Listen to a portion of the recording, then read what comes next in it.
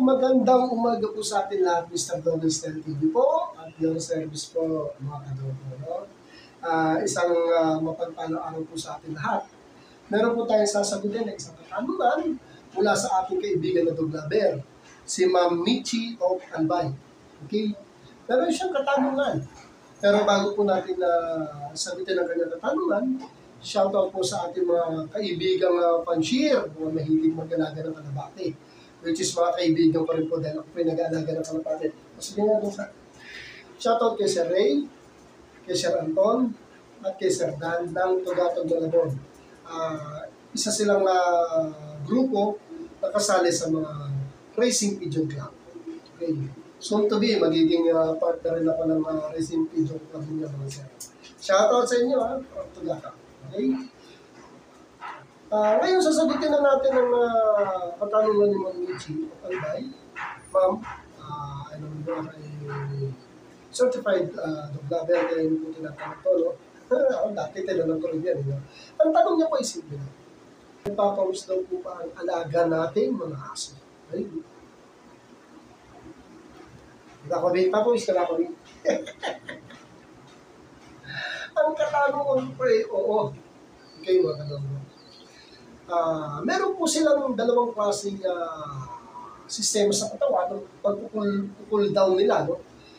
Una po ay yung meroclin gland, which is involved ang literal na tubig na lumalabas sa kanilang katawan, which is pawis. Pero hindi po kagaya ng tao na talagang excessive tayo mag-perspire. Ano? Sila po ay nag-perspire lang, yung magwa-water lang, lalabas ng continuous na water sa dulo ng ilong. Napapansin po natin ang basa-basa. Nainitan po sila noon. Naglalabas sila ng init sa katawan kaya nagbabasa-basa. In short, nagpapawis na po sila. At sa kanilang nagbabasa-basa. Same doon po sa iba. Okay? Hindi lang gano'n natin nakikita sa po kasi hindi natin madalas makita, pansinin, not like sa ilong kita, basa-basa na. Pinidila ang pangalan minsan. Okay? Yung po ang two types ng kanilang pag-cool down o paglabas ng init ng katawan nila. Kaya lang po, ang kaibahan po nun, yung kung meron yung gland, yun nga po, literal na pawis ang lumalabas, tubig po. Yung pong isa naman po, apocrine gland, which is ang nilalabas nila ay yung amoy nila, yung personal na amoy ng ating mga alagang aso, nakakatulong din po yung sa cooling system ng katawan nila. And ang function po nun is para ma-identify at ma-amoy sila ng kapwa-aso nila. Yung po yun, nagre-release sila na apocrine gland, which is nakakatulong din sa cooling system ng katawan nila. So, Ma'am Michi, meron pa akong isang makalimutan. Merong isang way ang mga alaga ng ating aso para mag-cool down o yung cooling system nila, natural cooling system nila. Sa ano pong paraan? Alam mo ito, nag-cool down yata. Ayan. Nag-cool down po yan si Kobe. Naiinitan po siya.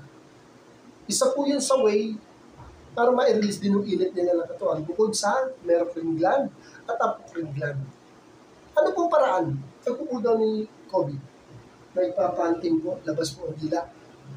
Humihinga po siya ng paulit-ulit na matuloy na rapid. Okay po? Yung parang hinihinga. Isa po yan sa way ng mga aso para mag-cool down ang katawan nila. Okay mga kadugo? Yun po. Kaya sila ganun, nagpapanting para ilabas nila yung init ng katawan nila. Isa yun.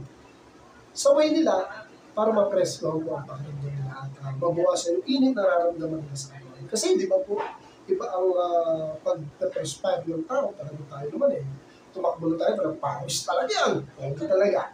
Diba talaga aso, small amount lang ng pawis na lumalabas lang sa dulo ng ilong at sa po. Mamamasalan.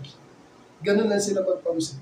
Wala sila talagang mga sweat gland na kagaya ng tao na halos buong katawan. At sa kikiling, meron tayo, di ba?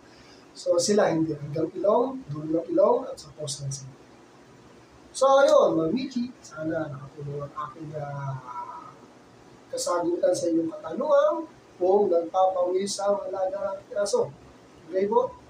So yun po ang aking kasagutan doon. Opo.